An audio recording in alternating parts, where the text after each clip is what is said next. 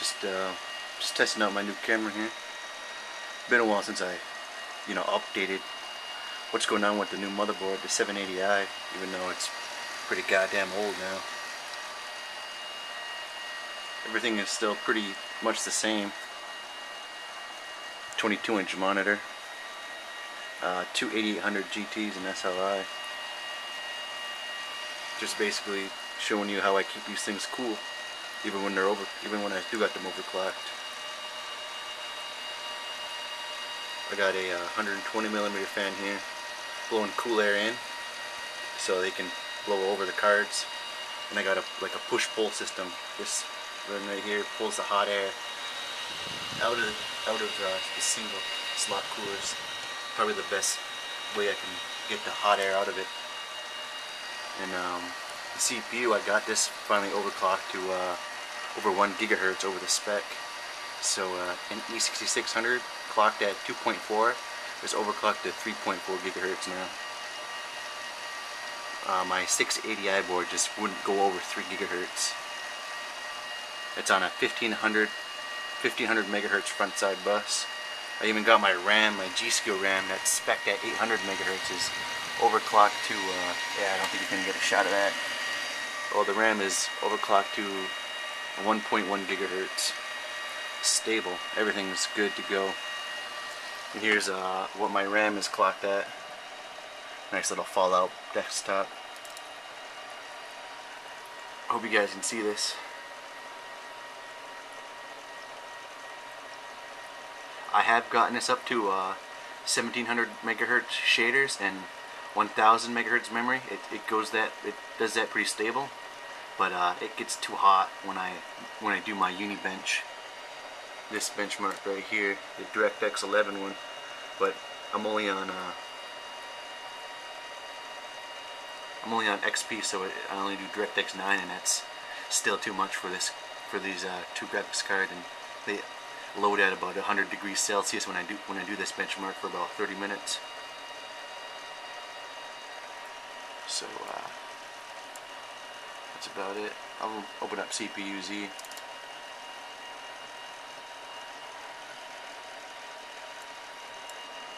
God damn, this camera sucks.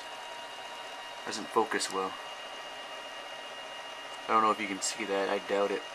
But it's 3375 megahertz, so that's almost 4 gigahertz.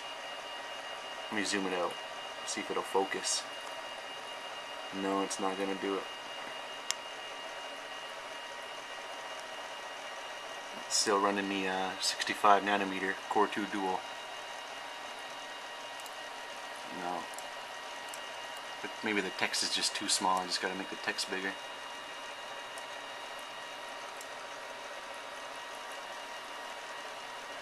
I got the both 8800 GTs and at 70% fan speed.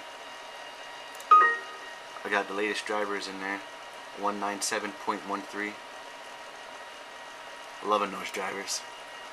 It's so close to I was hoping to get at least 50 frames per second average in Crisis, the first one, not the Crisis Warhead.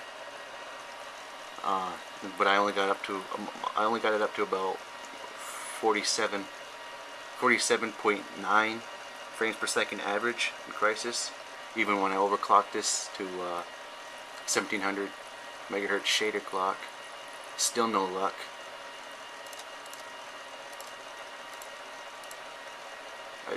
I've just basically given up on that game. There's no way I'm going to get 50 frames per second without upgrading my graphics card. Temperatures aren't that bad. My CPU is they idle at about 33 degrees Celsius. They load at about 50. So I'm getting pretty damn good temperatures with the Gemini. Cooler Master Gemini. I'm still going out with the case. I do not want to put the side panel on the case because the heat just stays in this case. It's not that great for air cooling unless you're gonna mod it, and I didn't do any mods for this yet, so I just leave the case open. I get better temperatures that way. Still got my 750 watt fully modular power supply. Like there's like over I think over 60 amps on a 12 volt rail. Loving this power supply.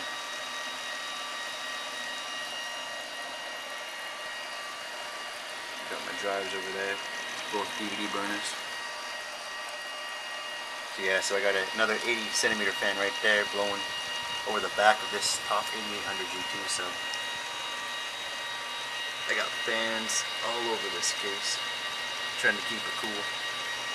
I got a fan on the bottom. I have a fan in a hard drive cage.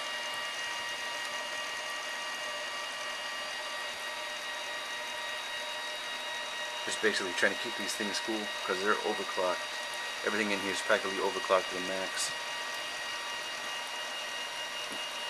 I got a 80 centimeter fan blowing over the RAM, trying to get it's trying to blow over to the north bridge, because that north bridge gets pretty goddamn hot. But it's a lot more stable than my 680i board. I can do a lot more overclocking with this one.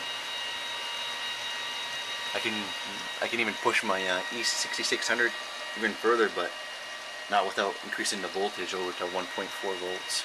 So I'm not gonna run 1.4 volts 24/7 on a 65 nanometer. That's just, it'll barely last 6 months before it dies. So I'll leave it at 3.4 gigahertz for now. I'll try to get you a shot of it.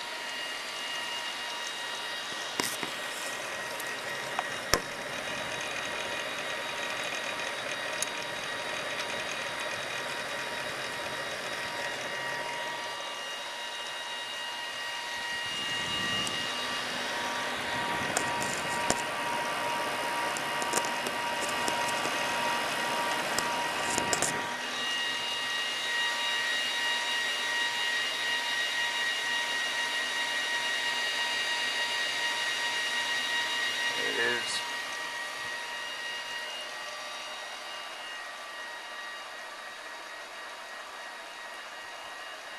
Alright, that's a wrap.